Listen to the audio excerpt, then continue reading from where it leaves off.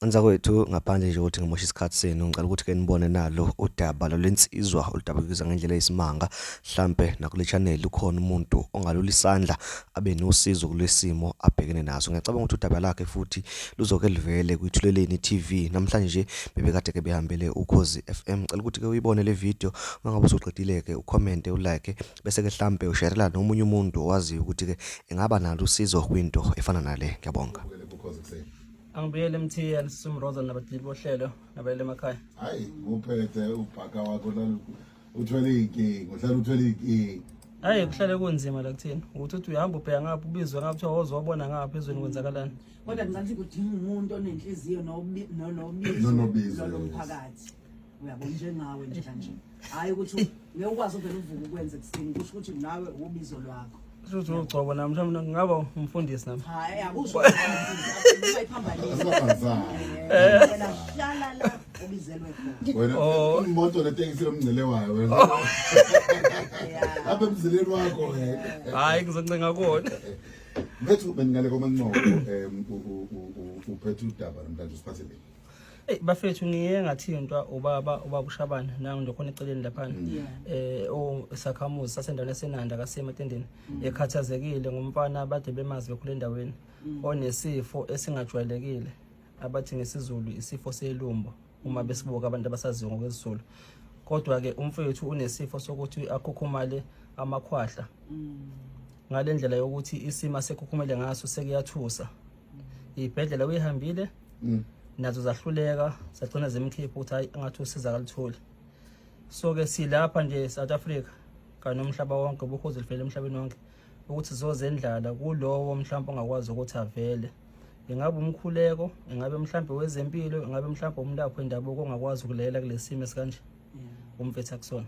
Okay lapho sefam mhlawumbe akenza kanje mawukuthi unenhliziyo esheshe izwele lokusheshe uthuke mhlawumbe sekunika ithuba lokuthi uphuma kancane bese uyabuya ngoba sizokhuluma okunye sikwazi ukuchaza kakhulu yabona umkhuluma amankwahla abanye bazoconfuseka bengazi nanokuthi yini leyo sikhuluma ngama private parts akhe okuyiwona abukeka emakhulu ngenxa ke isimo okuthiwa isolakala ukuthi ilumbo lokho ke sizama uku-establisha nathi namanje so mntu ngokwazi kwakho sekakhuluma naye umfowethu uNtando indimqala kanjani lena ivela iqhamuka ubesebenza nemanager kahle ngikho lutho naye umfana nje oqonyiwe na intombi ngokuhlukana kwazo ngoba uyasho ukuthi udlule abantu besifazane kodwa ke ngokwakhe lokhu uvele kwamqala nje ngathi kwamathumba kwaya ngokuya basekuneminyaka o6 ephila nalento usiza ngalithola igama lezulu lakho isisende ne yebo isisende okay asibingelele umfowethu uSizwe manje Ntando asibingelele bhuti siwamukele kuKhozi kuseni bhuti siqhamaza ngiyabingelela nakuwe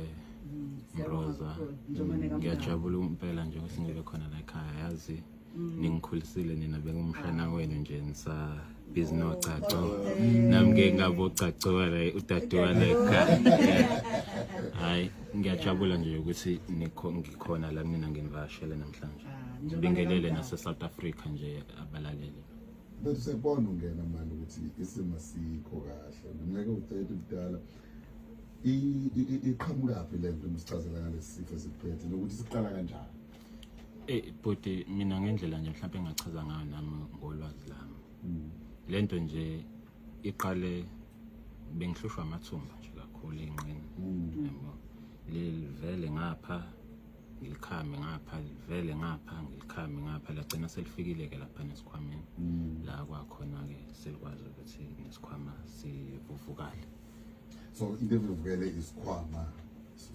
sodwa yebo isikhwama nje sodwa indoda le ikhona nje yasebenza nasesibhedlela mabe ngifaka iscanning lapha inhlamvu wayinayilonda right sebenza kahle so manje ikhuliswa mhlawumbe ke sinike isithombe ikhule ingakanani manje mangathiwa wenza isithombe mhlawumbe ngasinkwa nempuphu fanyana incane yabona nje ifika lapha emadolweni manje ifike emadolweni ukukhulu inesisindo futhi yabona nje mhlambe ngathi mhlambe nje abakwaziyo ngizoxolisa nje ukuthi ngenze isibonelo ngawe bese siqhamela mhlambe nje ikhanda nje la khanda la impela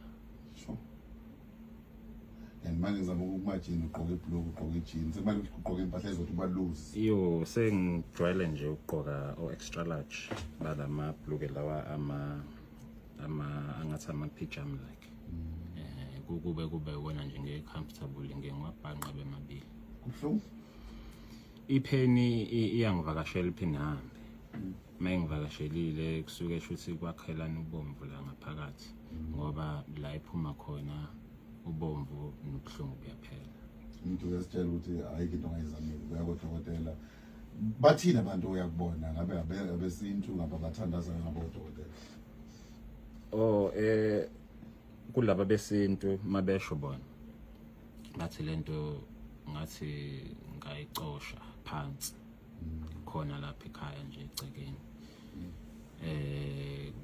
Abanye bakhuluma ngokuthi ngibangwa amadlozi.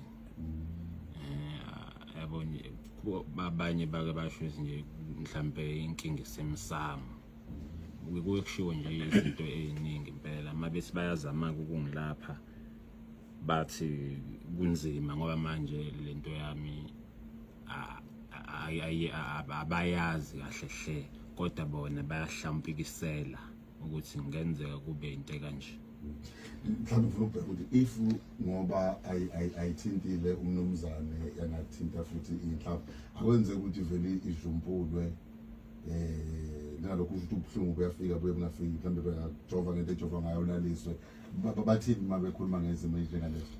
No bona ngenkathi esibhedlela befuna ukungiseka mangibabuza iplan ukuthi yini bathi no iplan abanayo bafuna nje ukusika phakathi babone and then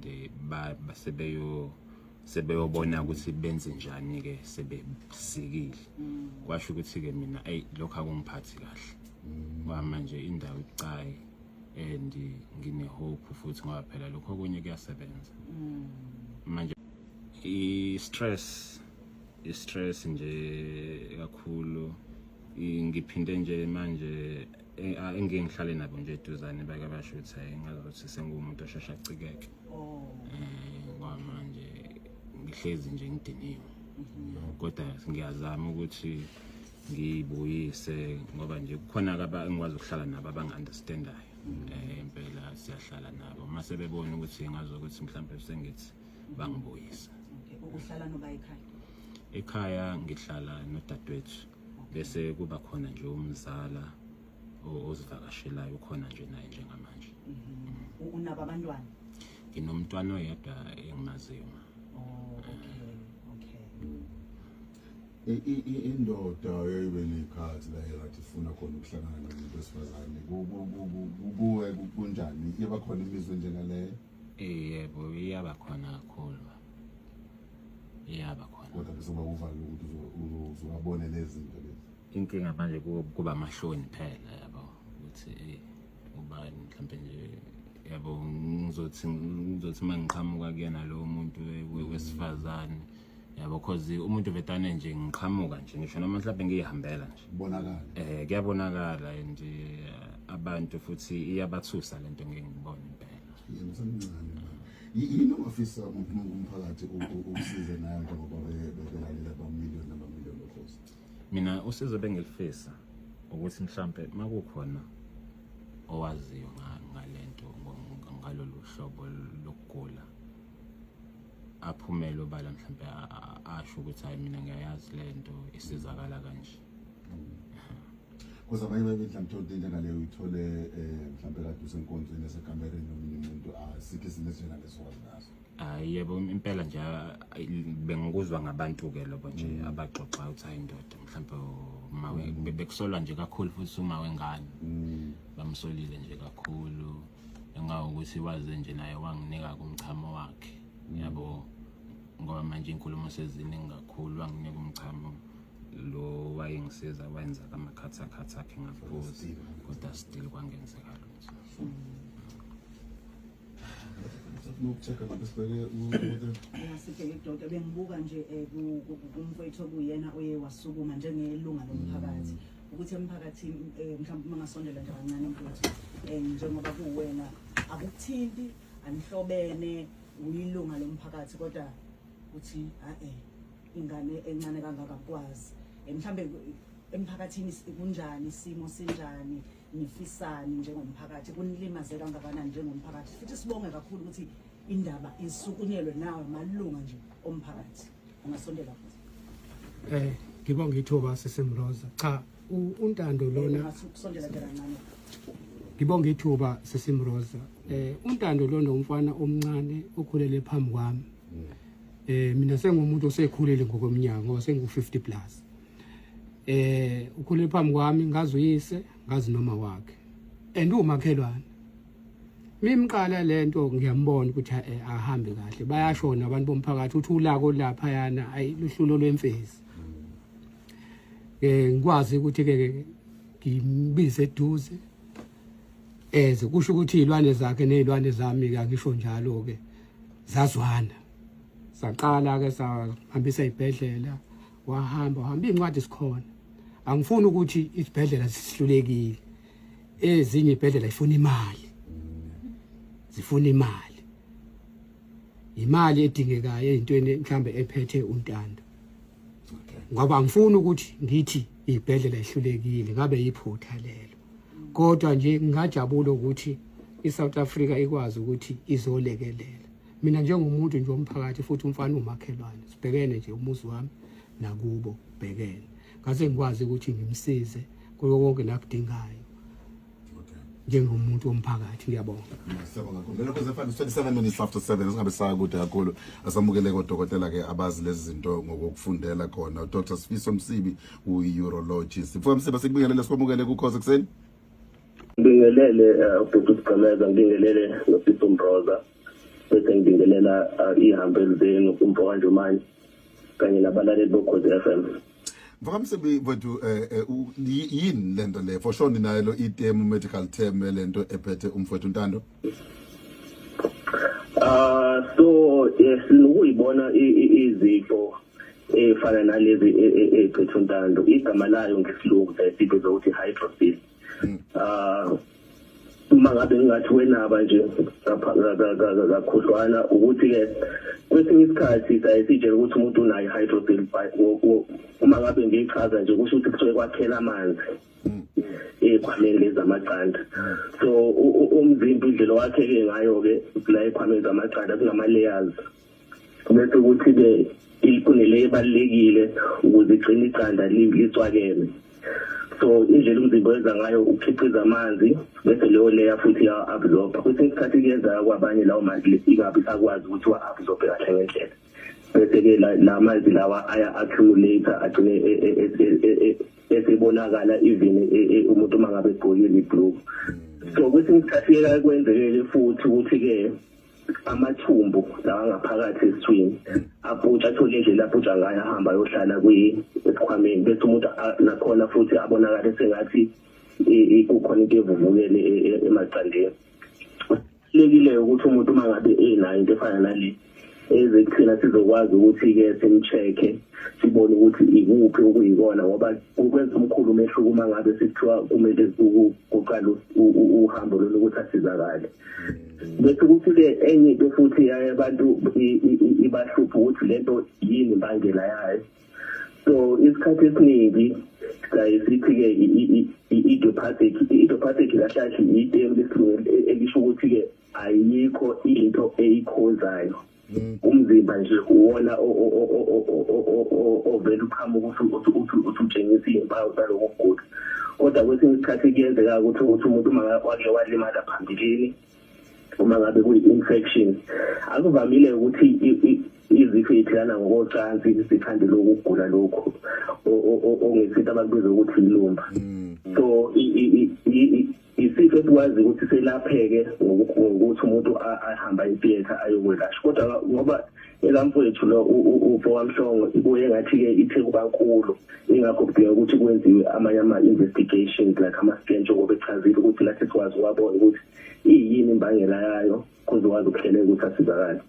Ngifuna ukuza kulokho ukuthi sibe nenhlanhla ukuthi sikubonise ivideo yayo wayibona ikhona into ocabanga ngiyazi ukuthi mhlawumbe need indaba yemali njalo njalo njengoba desha ubaba ikhona into ocabanga ukuthi sakwazi ukuyenza akwazi ukusizakala abuyelwe isithunzi sakhe naye njengendoda. Okay So la eThekwini ke sikhona isibhedlela esaka urology eSt Aidan. So asidinga imali because isibhedlela sakahulumeni.